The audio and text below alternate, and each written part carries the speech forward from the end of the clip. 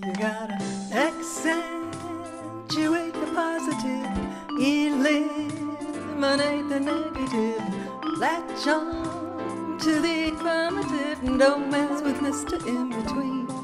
You gotta spread joy up to the maximum, bring gloom down to the minimum, have faith or pandemonium's liable to walk upon the scene.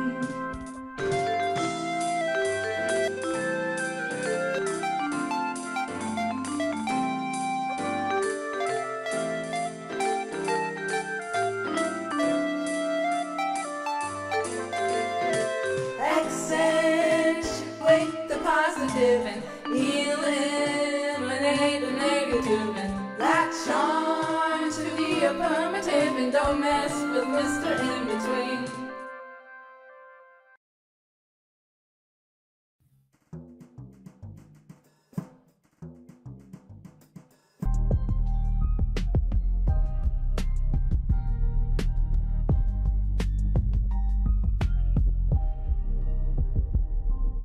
My name's Adam, and I've spent the last 20 years of my career leading, growing, and building companies and teams for lasting impact.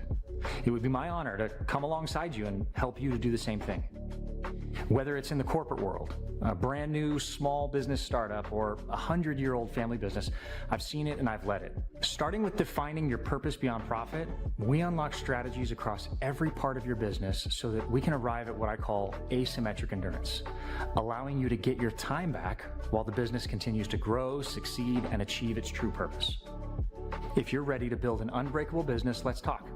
Book 15 minutes with me today at kingdommindsetstrategies.com. 3, 2, 1. Hello and welcome to the Miracles Online podcast. Welcome back, and we're so glad you're here today. We got a topic that I'm sure is going to hit home to quite a few people out there. So let's get ready to get started. I'm your host, Jeff, and this is... I'm Kat. Well, then, Kat, please tell us what we're going to talk about today. It would be my pleasure, Jeff. So hopefully, and I want to make a disclosure here up front that this is not for the immature, not say immature, but the new love, teen to, let's say, possibly 25. You've heard me talk about it before. It takes 25 years for our prefrontal cortex to be fully developed, and that's the part of the brain that makes wise decisions. So this is for more mature relationships. And the topic today, and welcome to episode 35, and the topic is why your loved ones or friends' opinions matter, especially when they don't approve of the person or relationship that you're in. Well, I couldn't care less. If you don't like it, too bad, so sad. But yeah, you're X number of years old, and so am I. So you're telling me if I'm dating somebody in high school, my mom goes, no, that's it? Don't matter how much I like the girl? Well, I can only speak from my experience, and that, when we tell teenagers no, I can remember having a total mental breakdown when I was told no, I couldn't go steady with this boy. I don't even remember who the boy was. He wasn't even really that important. It was the idea of going steady, and it was the idea of telling me, no, you cannot. And they hadn't even met the boy. Wow. But we're going to talk about why loved ones' opinions matter and when they shouldn't matter. Okay. Let's do that. Okay. So it's important to explore, are they seeing red flags? Okay, that maybe we're ignoring. The old saying, love is blind. It can be. It can be when those emotions and hormones and all that oxytocin and feel good serotonin is flowing through our body. We're not going to see some things that are obvious. But we have to discern, are our friends or family, are they coming from their own pain? Okay. unresolved pain, or their own preferences. Okay, what they like or don't like, the kind of relationships they've been in, failed usually relationships, and so forth. So are they coming from that? And how do you think, Jeff, we would discern? I mean, I think that would really just take an honest conversation to determine, is your friend or loved one, and you may know if you're really good friends with someone and you know there's a similar look, profession, personality trait, etc., that would be pretty easy to gently and lovingly call that out. I think it comes down to, first and foremost, what relationship you have with a family member or the friend. Right. Depends who it is. If this is Uncle Al, who is a drunken womanizer, I'm not really listening to him and holding his value too much. If this is a friend who was scorned by his last girlfriend, and now his best friend is telling, you don't do this, and then he's going, yeah, you shouldn't do this, then why are you weighing that opinion because he's scorned and he has a history? This doesn't apply to your history. So my whole take on this thing is, who's telling you I don't like your boyfriend, your girlfriend, or your what's whoever? The source? And of course we want our friends, our loved ones, our family, we would prefer that they would care for who we care for. But again, if someone comes to you and says, well, I don't know, he or she, let's say she just reminds me of your ex. Well, but she's not my ex. That's right. If it reminds me of my ex, or you of my ex, what is that got to do with me? It doesn't remind me of my ex. So it's your problem, not really mine. Exactly. And there's one thing, it being, maybe it's the way they comb their hair, or the way they walk, or the way they talk, but that's not the character of who someone is. And sure, we're humans with certain likes and dislikes. And so it's not uncommon if someone likes, tall, dark-haired men, or short, petite, redhead women, that they may be attracted to. And that's the first animal instinct we have when we, go towards a relationship. Well, sure, that's not uncommon. Well, what happens when, let's say your best friend goes, oh, you can do so much better than that. How do you take that opinion? I mean, this is your best friend. I can do much better than that. So I would say, well, what do you mean? In what way? Yeah, well, you look at him. He's a schlep. He's got no money. He's waking up middle of the day and eating a bowl of cereal. Then he's back on his video games. I mean, come on, you could do much better than that. Ooh. But then here's the argument. What does this guy do? Oh, he's a game tester, or he's a game programmer, or he's a musician that works at night, or he works the midnight shift. And all these things. Absolutely. And to me, Jeff, the optimal way to respond to that, whether it's family or friend, because we're adults here, 25 and over. We're trying we're adults. Our amygdala is pretty beefed up. I'm trying And I think the best way to answer that is no different than you would deflect any objection, and that is, first to acknowledge, well, I can understand, Jeff, how that might look like that to you. Yeah. Because that's what you see. And we're going to have an episode not too long from now that's going to talk about things that you should never do. And one of them is to talk in detail or talk bad about your relationship with friends and family. And we're going to go deep into that. But right now it's like, okay, if that's the impression you have, you're not seeing the whole picture. I don't think you have to try to explain yourself or defend yourself, as long as you know what the truth is, and that is not the truth, like you had just mentioned. Well, yeah. If the friend is saying to you, you could do so much better than that, you're saying back, well, what do you mean? And I'll give you a list, ... I would say that if I'm really involved in this relationship and having a great time, my first thing would be, well, thank you for your concern, but it's none of your business. Okay. Well, Thank you for your concern, but it's none of your business. and that might offend your family or friend. If you're my but- family and you're my friend, you love me, you understand this is not your call. Absolutely. And I like that. I'm just going to take that down just a little less harsh, Jeff. And Am I harsh? but with the same, motive in mind, and that is, I really appreciate your concern, but I've got this. In fact, that's the exact verbiage that I used with a recent client for heart space hypnosis, who's dealing with criticism from family, in-laws, etc. Is, I thank you for your concern. I appreciate it, but I've got this. Do you? Because the last time you did this, we had to pick you up 3 months of just breaking down. You ready to be abused and used again like that? Because this is exactly what we're seeing. This is not the same thing. Okay.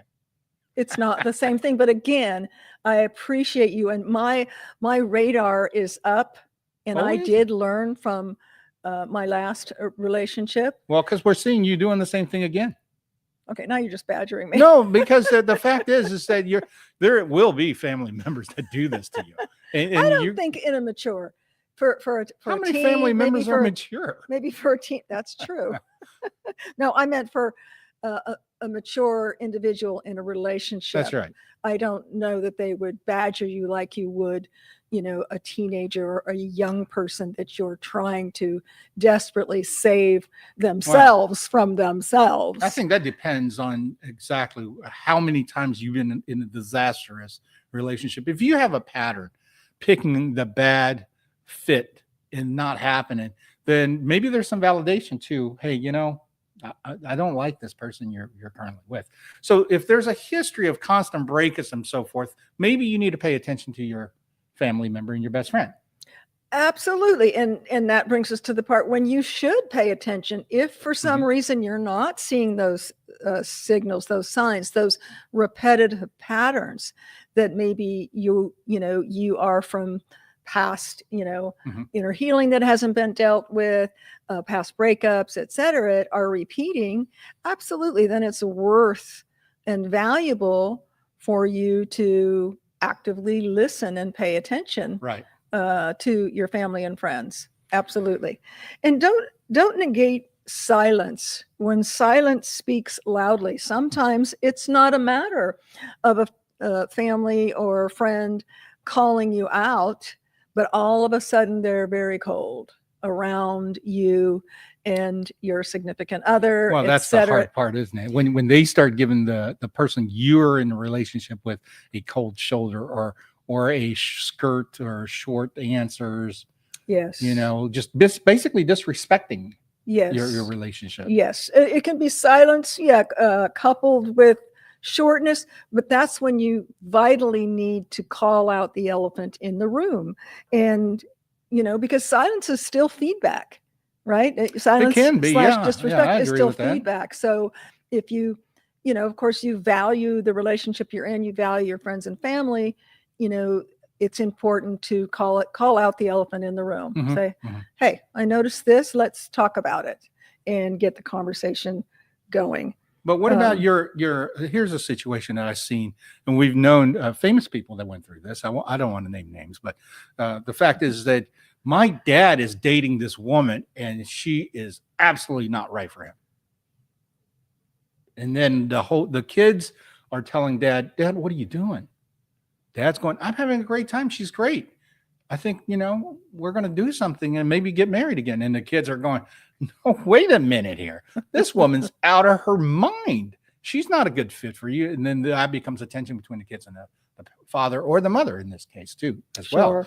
So those are things that if you look around in the celebrity world, you can find that story. I don't have to tell anybody, but that to me is probably the hardest thing to kind of mediate and deal with when you're a generation difference between the parents and the children. And the children are disapproved to an adult that's been around the world. I raised you. I think I can take care of myself. Where the kids are going, Dad, or Mom. And I think that's a really good, valid point. Part of that is how close is the parent-child relationship? Has the parent grown in ways that the child isn't really privy to in terms of their likes and dislikes, etc. But I think it's still valuable for the same rules in terms of look at silence, call that out. That's a vital call. And also to handle the disapproval with, well, tell me what is it? Let's have a conversation about it. Because that might reveal that, okay, even though I'm mature and I'm your parent, maybe there's something here that I'm failing to see. Well, if you're a parent in a relationship, let's take this. Your kids are in their 20s. You're in your late 50s. You're a widower or widow, and now you met somebody. This person that you met is nothing like your spouse. However, you find absolute enamored and want to be involved with this person. Now, the children's not approving just because the behavior is not something they're comfortable with and something they've ever seen you with. So therefore, there must be red flags. So is that validation? Is it valid to be that caution? And that's where I think the conversation is important, Jeff, because we as humans, we gravitate towards what is familiar. And especially with a child, even an adult child, if you lose a parent and your father or your mother is still alive, you lose a parent, that's a huge, huge loss. Yeah, sure is. That is certainly going to be skewed by something different. Oh my gosh, she's nothing like mom, or he's nothing like dad. That's right. How could you ever be with them? But just because they're different doesn't mean they're not right. Now, what are some of the signs, in particular, let's say in an adult child, that you want to look at? You want to look at patterns of disrespect. You want to look at control. Are there control Are you issues? talking about from the children's point of view or the new person in life? Let's say is the adult child looking at, and of course, okay, so it's from the children looking at the dating right, parent. seeing something that maybe mom or dad is not seeing. Is there a control issue that maybe they're not seeing? Is there disrespect that he or she is not seeing? Any kind of a miss or imbalance that maybe they're not noticing. And that's where I think it comes to play for the adult child to, kindly point that out and enter into a discussion with them. Okay, well, then the father would say, or the mother would say at that point, he says, I'm thank you for your concern, but this person has been really good and I really enjoy my relationships. So back off. We're good with it. Or I've got this. Or I've got this. Yeah. Back off is a little hard. Well, you're a parent. You're a parent. You're sitting there grinding me as my child, telling me who I should be with. No, this is not your decision. And especially coming from them. It's like in scenario too, like say you're seeing your parents getting old and they're not as keen and sharp as they used to be. So you're starting to get concerned because of those things you're seeing. But at the same time, to that person, they're not saying that whatsoever. They're just going, I just accidentally hit the garage door of the car. I just didn't see it. But that's the third time this year. Or are we reflecting on some show we watched? Yeah, well, I'm just making a point in regards to how adult parents can be in their own world and they have their blinders on, can't see. So on the flip of the coin, the other side of the children seeing this, oh man, this woman's constantly talking about trips and constantly spending dad's money or mom's money. And, I don't see this person bringing anything to it, but just take. But is that really your assessment? Is that really the parents in regards to? Sure, because you don't know what the parent's getting from that. Right. And, it's different if it's manipulative. And I know the case you're referencing. I'm not going to mention the show, but turns out it happens a lot. It happened in my family. family. There was the background check. It happened in your family? Well, no, I'm talking about the thing about, hitting the garage door 3 times in a year. Those type of things. That actually happened in my family. My dad was at a point where, I'm good. I'm great. He's always been a super, guy that's very responsible, very on top of things. You can count on him if he said something, But when his skills, motor And skills, that's a and decision difficult skills, thing. I sure mean, that's is. a difficult thing for any aging individual Right. to admit that, you know, they're losing lost a step. their physical acuity, and, you know. But even making decisions, then that's why I'm saying is the children aspect of it going, you're going out with that? You sure? How did you two meet? Sure. So I think You know. we should eliminate the under 25 and the over 70 or 80, not 70, maybe 80. I think this goes across the board. I mean, as a kid, look, if you're a teenager and you're dating somebody and your parent goes, no, you got to hear by it because you're not grown. You're still under their roof. So Yes. that's a mood. Their job is to keep you that safe. topic is, you know, absolutely. You got to listen to your mom, dad. Okay. Now, if your mom and dad is having a crucial type of things where their relationship is not hunky-dory and you see fights and all that all the time, then it's going to skew your point of view in your. It absolutely is. Yeah. And that's where you will maybe become blindsided to it. So Right. one of the kind of action items that you can take on that, if you want to self-reflect on that, is to be, you know, be still. And for, you know, maybe a journal prompt is ask yourself, when I am with this person, what do I feel in my body when I'm with this person? And you want to start off taking 3 deep breaths, have yourself still in a quiet space so that you can really listen to your body and see how your body responds. Is it tense? Do you feel peace? Do you feel love? Or do you feel anxiety? And this is what, when the relationship with this person, or are you talking about the relationship with the people that's telling you, no, that ain't? No, the person that you're with, the relationship that you're in. Because, of course, because the bottom line is, it's how do you feel? How does your inner core in a still space feel when you're around this person? Right. And that's important to look at. Well, I think that's, let's just say hypothetically that the relationship that we're talking to in this show, that everybody who's in the relationship are having a good time, whether they're going on cruises or they're spending tons of money, having a good time together. It's all part of it. So the two people are having a good time. It's the circle that's around the outside looking in and going, I don't like this. I don't like that. So how valid is that opinion? And why should you listen to that opinion? Well, and again, it does deflect back to what I just said, Jeff. You may be, you know, blocking something off because, you're doing these things, you're traveling, you're eating, you're having a good time, etc. But in the stillness of yourself, how do you feel? Okay. In reflection to, let's say, what family and or friends are saying, the true barometer is how you feel in your most authentic stillness of self. Well, when thinking about them. I think anybody who's in it, if we're having that kind of fun going around the world on a cruise and we're spending tons of money, and I have the money and the funds and the means to do all this, then it's not even none of your business again, right? It's just, I got this. But let's look at it from a point of view. Let's say somebody who's a professional in the late 20s or in mid 30s that is meeting someone, that is dating someone, that the so-called the circle of friends are going, that's not good for you. That person, you know, from a female point of view, your boyfriend hit on me.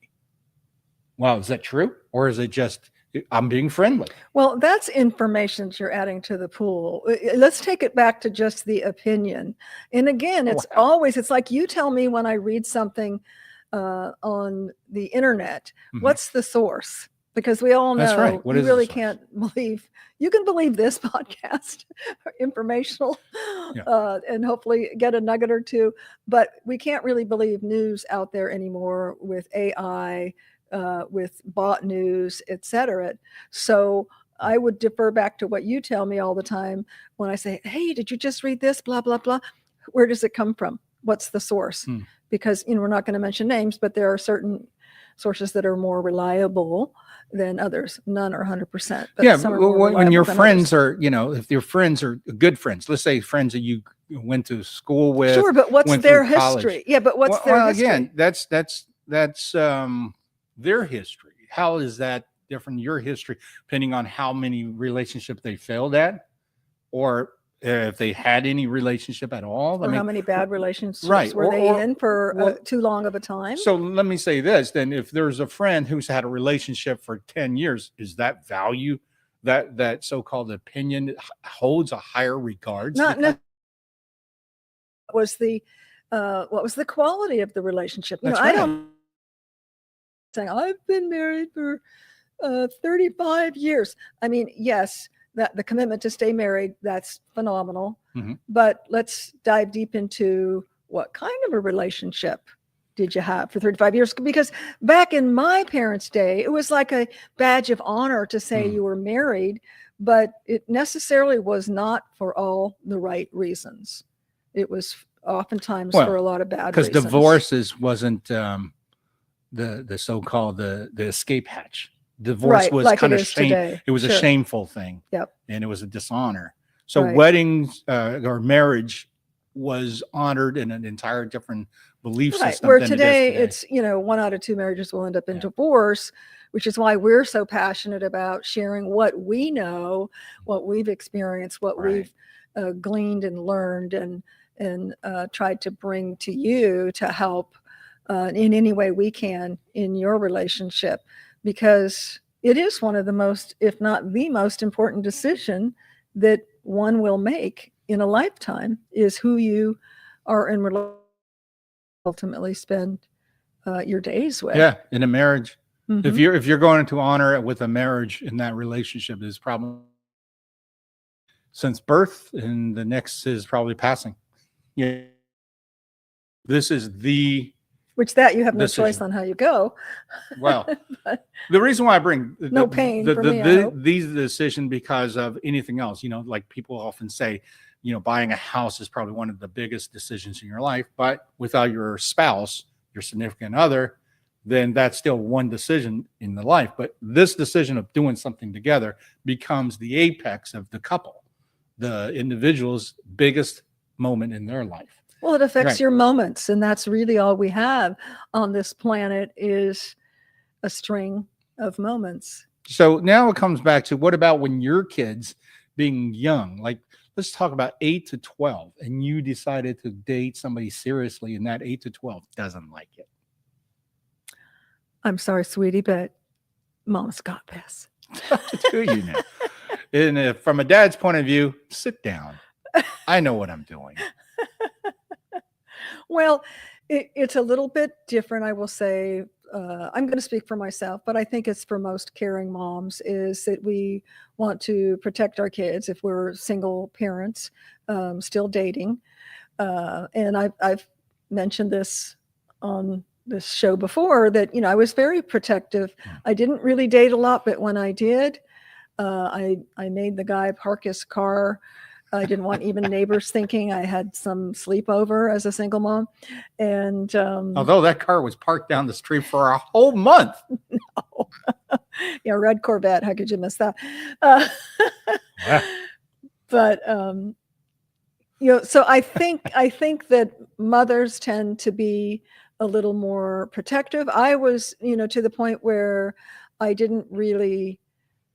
really didn't want my kids to meet anyone that I dated unless I knew it could go somewhere, not necessarily go forever, but with the potentiality, because I just never wanted my kids to look at their mom as, you know, having a revolving door with men in and out. And that was just me. Now, I'm sure there's other ways of doing it without being that protective, but that was the choice that I made. Well, I personally always believe that if you have younger children in home, that to be discreet is important, because you're setting, you know, precedent in regards to role modeling, the paradigm in regards to healthy relationship. If they see a revolving door and constant Uncle Bill, Uncle John, Uncle you know, yeah, that's right. You know, coming in, that's not really good for the psyche. That's definitely not good for security.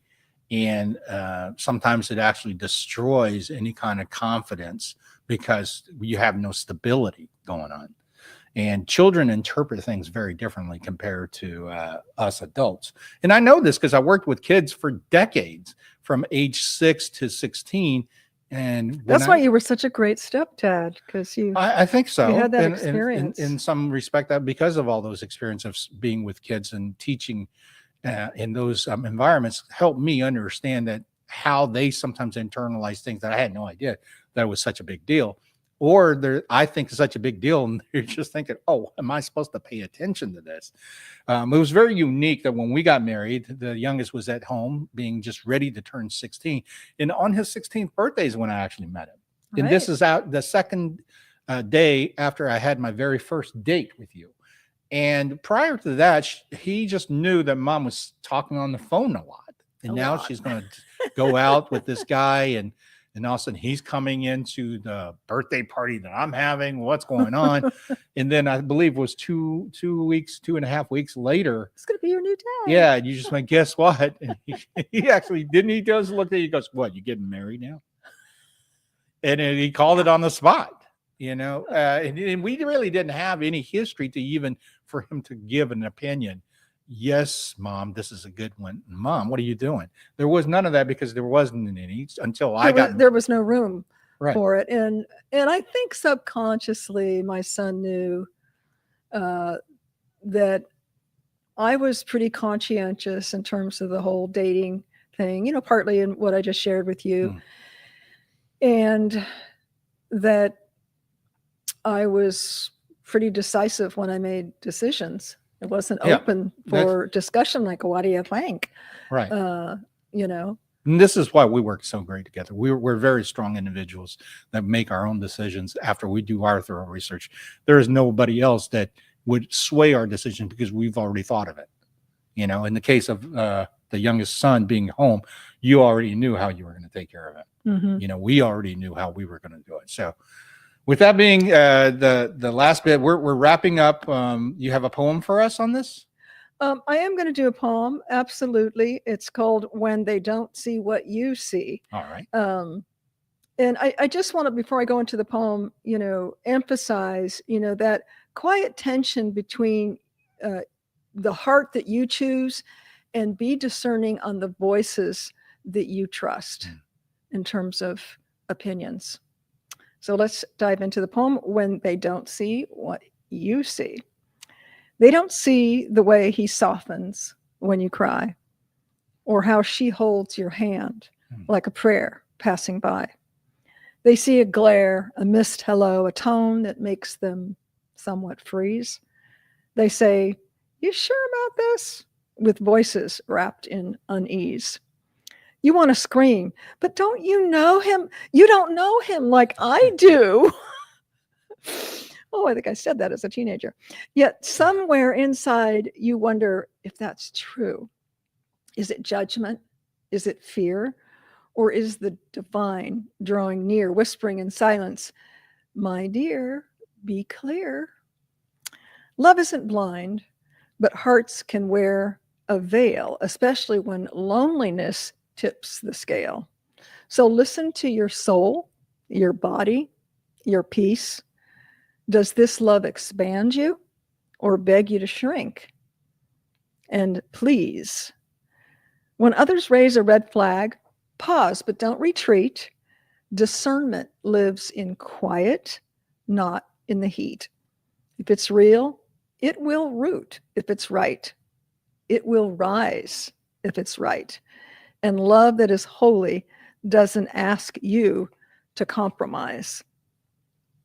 Wow, that was very nice. I hope everybody enjoyed this episode. I think it's extremely valid to take your friends and family's opinion. However, if you know in your heart and you've done your homework, trust. Be patient. Yeah. Listen to your heart. Even, the power of prayer. Say a prayer. Yes. To God to lead you, guide you, give you signs. Yeah. He will. So before we leave you, I just want to remind everybody to like and subscribe our channel. I want to thank everyone who supports us. We're growing slowly but surely. We also invite you to subscribe to our Substack, Miracles Online, Cat Jeff at Substack. If you subscribe, what we're going to do is we're going to do live stream for the paid subscribers on probably a forum type of live Q&A type of thing, as well as some other surprises that we'll pepper in on that. But you don't have to be a paid subscriber to access all the worksheets and the letters and the poems, the letters, the insights, some stuff that you're not hearing on the show. We're sharing on Substack. So sign up for Substack, and we welcome your comments. If there's topics that you would like to hear that we haven't covered yet, please let us know. Shoot us a comment. Shoot us a line and let us know. Yeah. And then we're also doing the free ebooks for Miracles Online for our book club review. So you can see that, contact us for that. And where would someone find out about that, Jeff? Well, we got the post. I've put definitely the advertising, but we'll have the links down in the descriptions for you. If you can't access it, or if you have issues access it, always, you can contact us at yahoopublishing.com. Let us know. So what that is, again, it's the electronic version, free for Miracles Online. So if you're single, divorced, widowed, lonely, know someone who is looking for love, because just remember, love wants you as much as you want love. And this little book, I put my heart into it. It took 25 years to complete it, but I'm so glad that I did. Right. And we kind of look at it as a GPS to successful online dating. So pick up your complimentary electronic book. Yeah. So get your ebook. What we're asking is just to do a review for us in Book Club or Amazon. So that way people can see and give feedback regards to how this book is helping our world. And with that, we want to thank you again. We'll see you on the next podcast, Miracles Online. You gonna give me a kiss? Sealed with a kiss. Bye. Bye.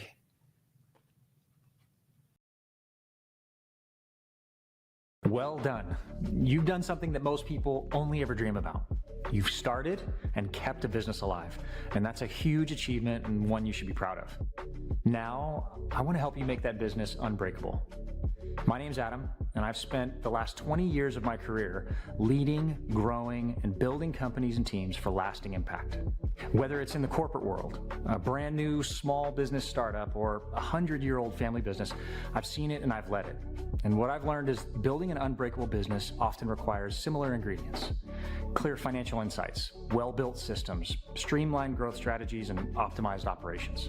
Starting with defining your purpose beyond profit, we unlock strategies across every part of your business so that we can arrive at what I call asymmetric endurance, allowing you to get your time back while the business continues to grow, succeed, and achieve its true purpose. If you're ready to build an unbreakable business, let's talk.